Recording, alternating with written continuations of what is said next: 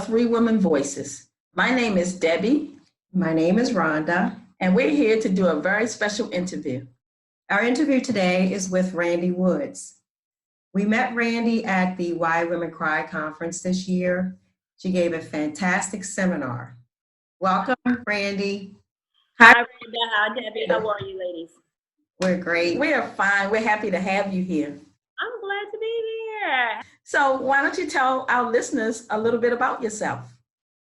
Okay, so I am a young lady. I'm from Baltimore. You would hear a lot of old school R&B, and when I say old school, like 70s R&B, a lot of laughter in our house, and a lot of praying. So I'm the youngest of three siblings, and we come from a very pretty much spiritual family. I like to say my mother had her oldest child as a single mom, and she was a teenage mother here in Baltimore City. But my family migrated here from South Carolina, and we dug our feet into Baltimore City and have been, I guess, servants of the community ever since. My brother has a church here in the city. My sister does counseling. My mother has a community-based organization that you guys talked about, Sisters Together and Reaching, that does Why Women Cry conference. It held its 14th annual conference this past year. And then by way now, I'm a nurse. And so that is who I am. You know, the long short of it is I'm a girl from Baltimore that has a heart for the community. So, what made you decide to become a nurse? So I was in school for pre-med, and I can remember I have a thing with understanding systems, and I can remember calling home, and I was like, you know what, I'm doing all of this work to be a physician, and I don't know the first thing about how people even get into a hospital. Like, if you needed to get into a hospital, how would you get in there? And my grandmother said, well, you can go into nursing and then go to medical school even after you've taken nursing. And nursing would put you more, with hands-on of the hospital.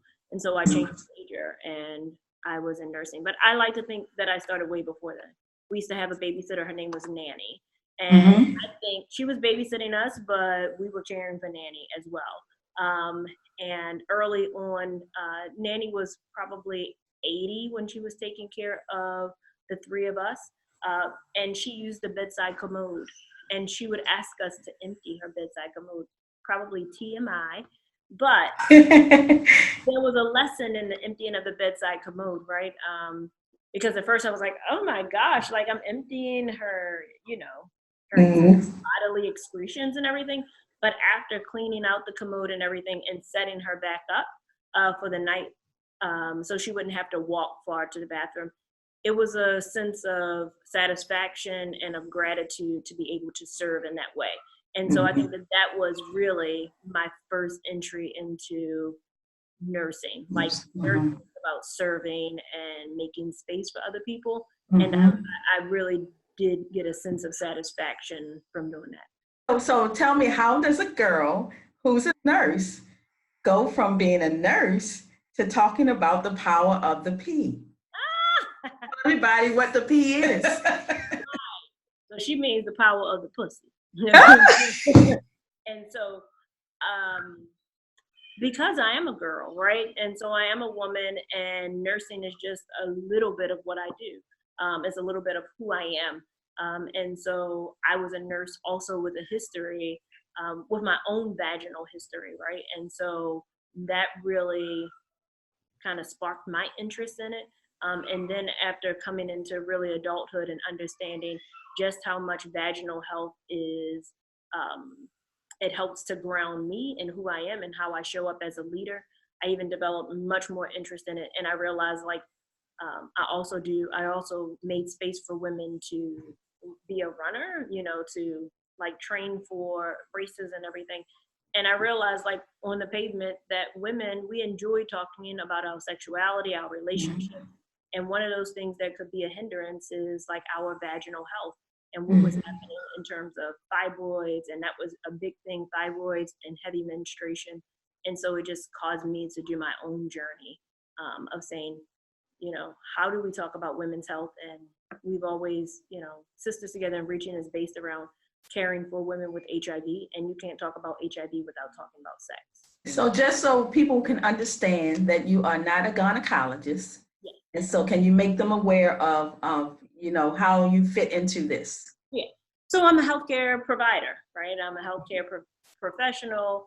I am not a gynecologist. I don't do vaginal exams. I am a person who has had my own experience and has done research, evidence-based research, and what I like to call evidence-based living. And I want to empower other women that, although we go to gynecologists and they themselves are professionals in that area, but you are the professional of your body. So now what motivates you to talk about vaginas? Advocacy. Okay. Important. And so women can live their best lives. Yes. I love it. We are at the foundation of our communities, right? I mean, you two have families that you have raised, the bedrock of families.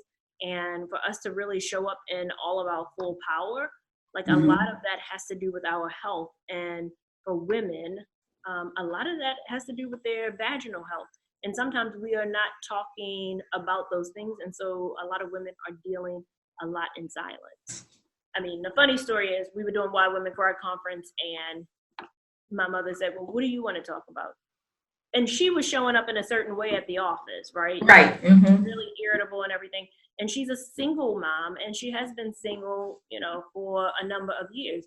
And that has always been an area in which I studied. Like Black women, when we are raising our families, sometimes that's where our energy goes, right? Yes. Exactly. No spouse and everything else like that. So we don't have the opportunity to release through a very sensual way and everything. And I told her, you need some sex. You need to. I said, you know what? I should do a full seminar on the power of the pussy. Okay. Nursing is dominated by women, right? Yes. And I've had the opportunity to work with many women. And the last set of women, we're all in leadership roles.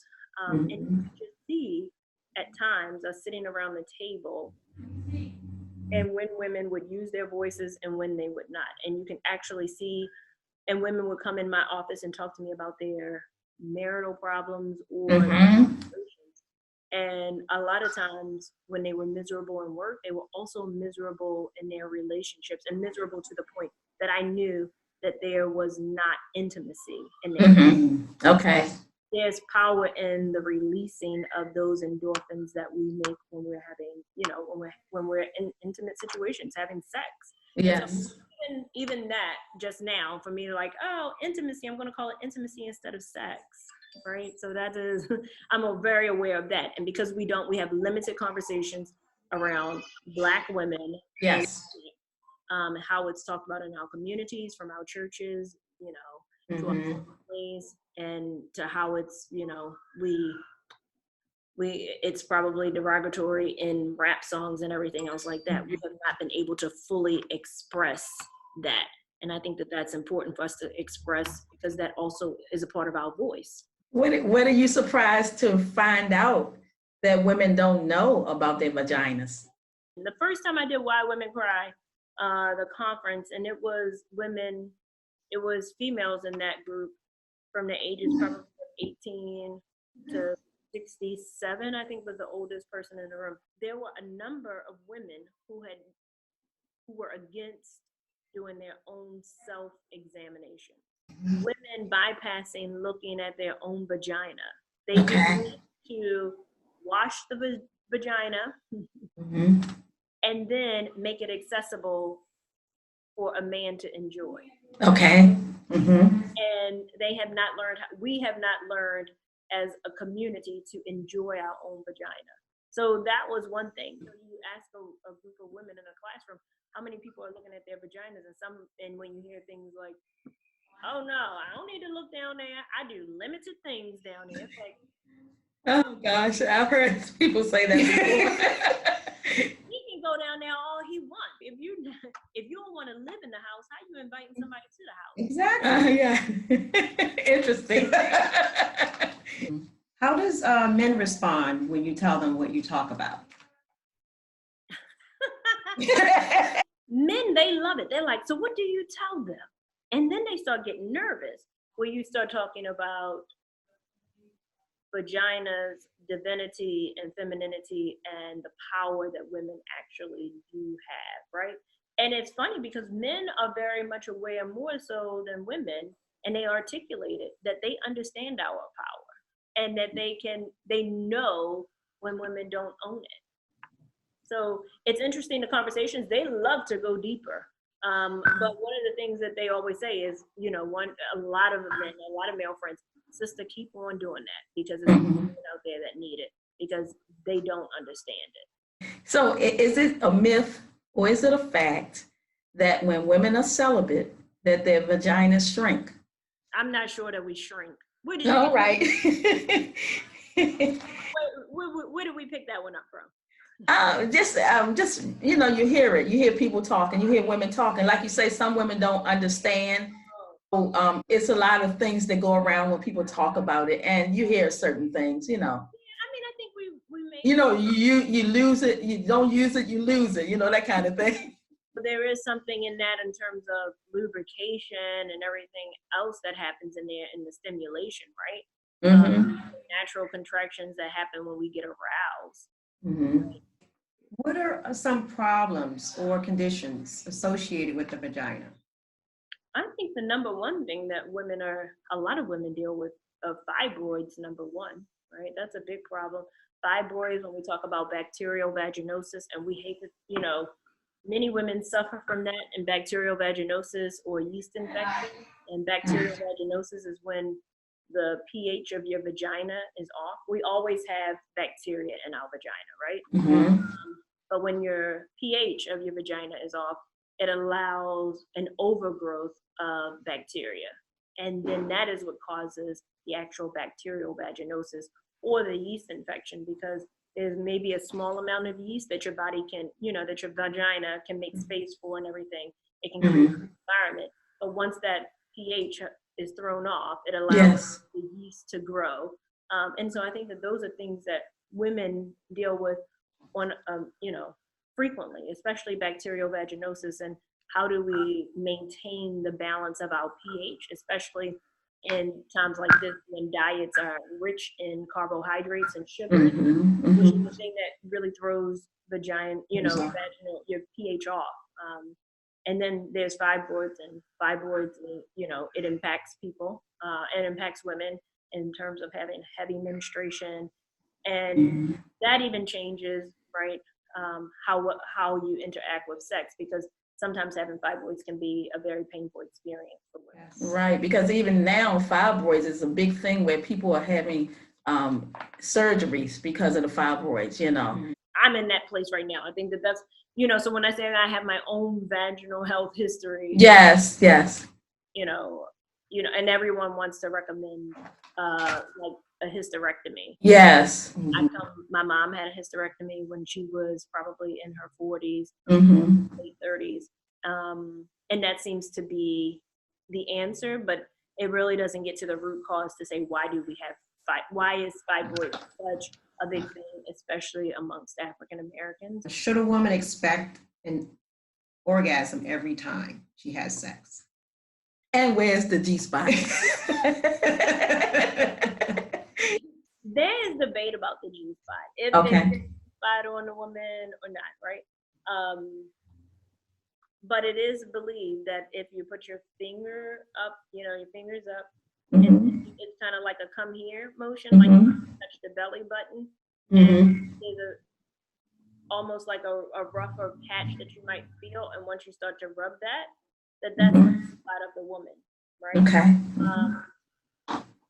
But that's always like debatable. Some people have said that it is, and some people have said that it isn't. But I do believe that if male and female, there are very much some similarities.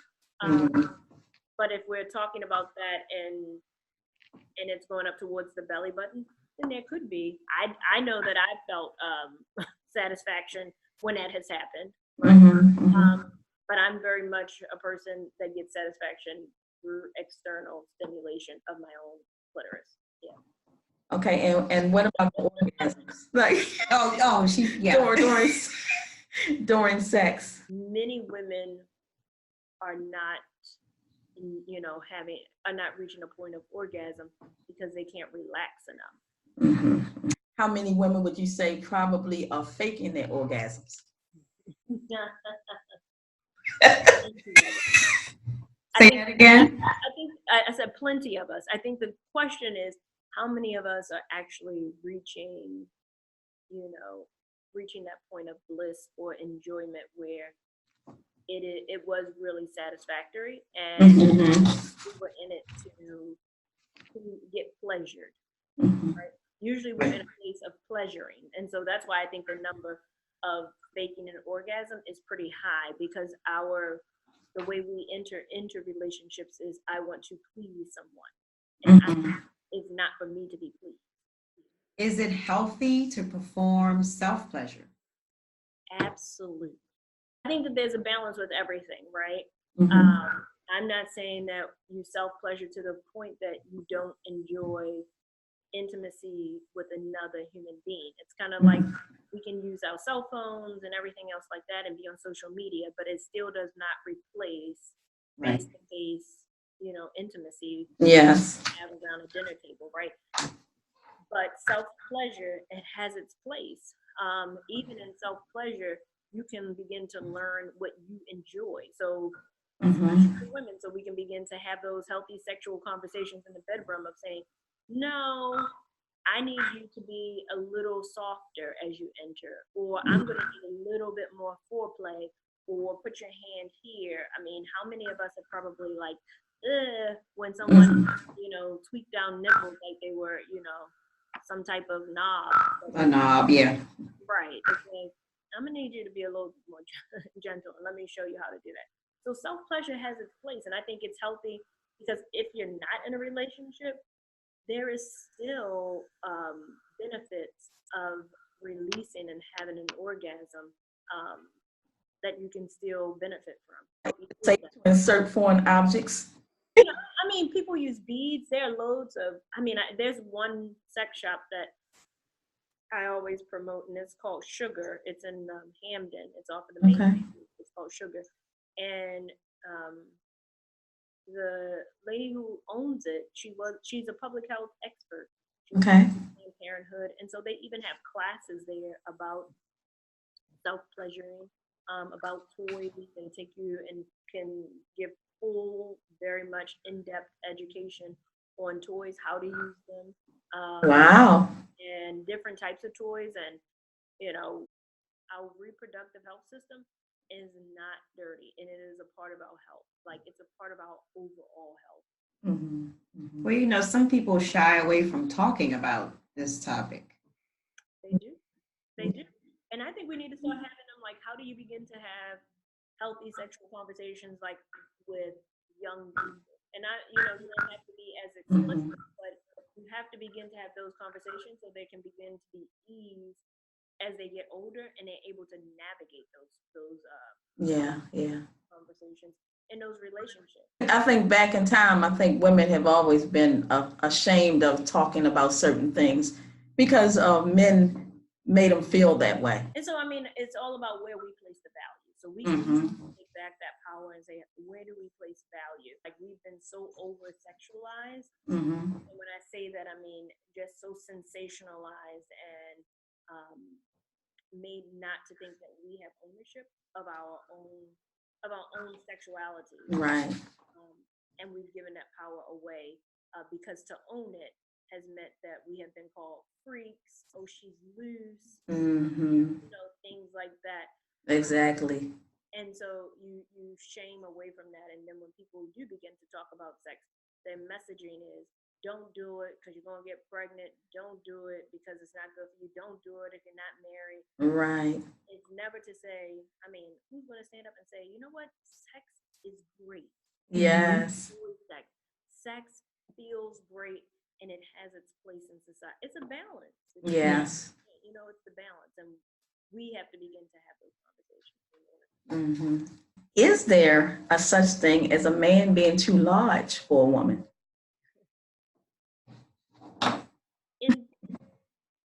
In practice, some women might say, yes, he is too large. but I think in length he possibly could be, it possibly could be, uncomfortable. Some tilted you have tilted cervix, right? Back or might tilt forward. So I've heard some women say that he couldn't even get it in, right? He couldn't enter me at all. A man was able to tell her how to correct the situation. He was like, "Oh, you have a tilted cervix. I wish you would have told me that. Girl, you need to get up on all fours and then I can get in." He said, "Baby, I went up on all fours and it went right in." I said, "You know what? I'm not to tell us how to pleasure us." There's a rhythm where when a man and a woman is coming together, where they can really create that, and a woman can relax so much that she's able to receive a man. But right, okay. we don't usually create that type of space. And we're talking about like low lovemaking, or even getting, most women sometimes are not even having sex with a vagina that is lubricated enough. He was excited, and so he thought it was game on. But your body has to be ready to, accept right, to prepare for that. You ever had? We can say, and I know that the vagina can take it. I mean, we deliver babies like 10. Yes, 9 and absolutely. So, what are some questions that you find that a lot of women ask you, like when you do your seminars? A lot of women want to know, because I always tell women the way to clean their vagina is, or their vaginal area, is only to use water and, like a cloth, a washcloth. And what are you talking about? And everybody asks me, well, should I douche? How do I stop the odor and everything else like that? And my thing is, well, there is going to be some odor. Right. Like if it's hot outside all day and you've been out, then baby, when we get home, you might have a little bit of odor. Now your odor shouldn't be anything that is so offensive that it is, when you go to the bathroom, that's what you smell. Some people douche, but they may douche just with like water, or they might use like a mixture of vinegars or some peroxide and everything else like that. My go-to, the way I tell women, is that you only need to be washing your vagina with water. There are some women who like to go pantyless. There ever a time where it's okay for women to go pantyless health-wise? They can go pantyless all the time if they want. I am not going to admit to anything. My best friend would do it all the time. Summer days, she was not going to have on panties. I'm not that girl. I'm always like, I might leave a spot behind. Lord, I don't need to do that. But there have been no health concerns in terms of pantyless.